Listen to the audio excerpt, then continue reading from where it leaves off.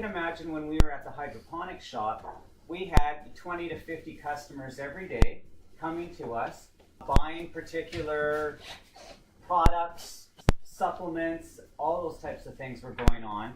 And then they would bring us their flowers, and they were so proud of their little babies, they'd bring them in, and we'd examine them.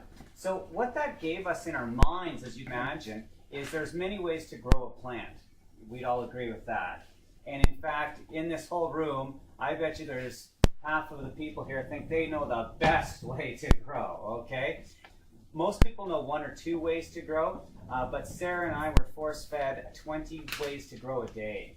Then we watched which nutrients and supplements and systems they had, and then we seen the actual flowers come back. We tested them, looked at them under a microscope, and so on and so forth. And it was very common for people to keep bringing us sugar leaves so that we could look at the trichomes and tell them, you know, when was a good time to harvest and so on. Education out there is basing on if you want a sativa, you're going to go after something that's tall and skinny and has more skinnier buds, and indica is more bushier and more of a fatter plant. That is not necessarily how you categorize the effects of cannabis. It's more based on, it's much more deeper than that. It's much more the chemical makeup of the plant itself. So we're talking about the cannabinoids, the terpenes, everything that's in there, how it's going to play with your chemistry in your body. So they're more, so ruderalis is not based on a life cycle. It is based on its time cycle. So the moment you start a seed, the moment it finishes, it could be 60, 80 days. It doesn't matter if you give it 12 hours of light, it doesn't matter if you give it 20 hours of light. It's going to grow, it's going to do its thing. You literally just put it on a pedestal and let it do its thing. They're great for outdoors. They're great for in your garden. They're great for people that don't have the time, that don't maybe even have the experience. They're really good for your more novice growers, I would say, and really great just throw it on your garden in the summer. Terpenes are, there's over 85 that they have discovered. Terpenes and cannabinoids mixed together do create more of an entourage effect in your system. So a cannabis plant that has a higher CBN rate and a higher micrine rate, you're gonna have a created effect where it's gonna give you more of a sedated, help you sleep, help you relax, kind of ease your mind. 1937 was Canada's first marijuana seizure made by law enforcement. I wonder who it was. We should look that guy up. What was he doing? Smoking in public or what? Fast forward a little bit, 1996. Terrence Parker, I'm not sure if anybody's familiar with his name. Yes. Terrence Parker was arrested for cannabis possession, cultivation, and trafficking. He is one of the ones that, there are several people that have challenged the Charter of Rights, but he was one of the ones. He was the first. Yeah, he was the first one.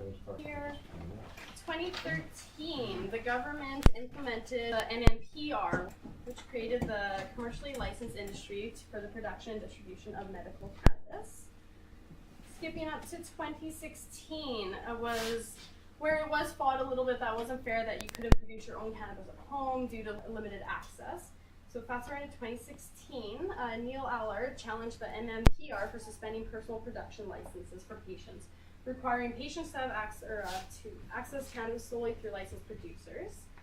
And then fast forwarding 2 years is when it became recreationally legalized, which was last year. Lumens are for humans. This is very crucial. This is a simple four-wing. It's your hood, so you got your reflector. This guy does not need a ballast, just plugs right into your wall, so you don't need to have to worry about that extra electricity need. And this is just a 125 watt bulb in here. So this is something that can easily be within about six inches to a foot of your plant.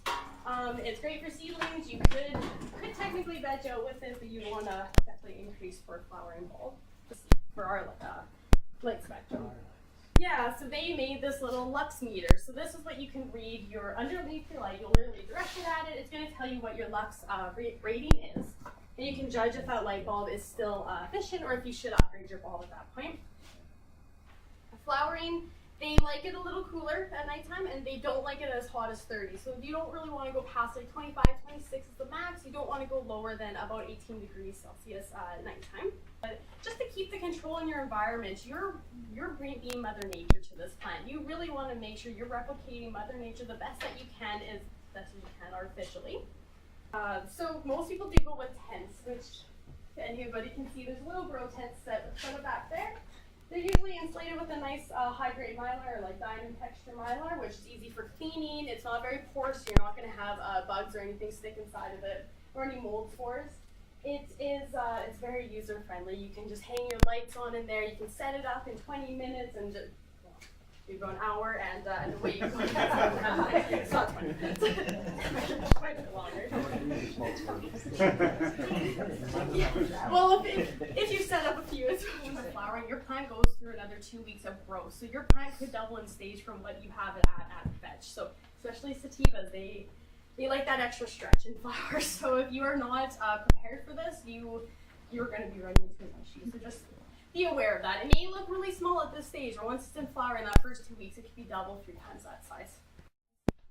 You always need to be taken off a little sugar leaf, little bud, little something, just to look under a microscope to actually tell the trichomes are actually full of yes, exactly. This is unflushed nutrients and maybe insecticides as well. Miracle no, we just brought it up. Don't use that stuff. No. Oh my goodness. Yeah, miracle no. Harvesting is, this is the best part. Harvesting is the best part. You get to sit down, you get to be with your buddies, you know, you get to smoke some, you get to hang out, just talk, music. It's great, you know, it's a good time. So harvesting, this is where you can make or break your work. Two are very different. On page 28, there is a little section that gives you a little bit of a guideline to follow. You want to bring your humidity a little bit higher when you're curing. Most people at home too, they don't have a room that they can cure in where commercial grows do. You'll have your jars, you'll have your buckets, you want to burp it, you want to make sure you're always opening it, recycling it, moving around. You could throw Boveda packs in your, which are just humidity packs, just salt and water, and it'll actually give the proper humidity for the curing process as well.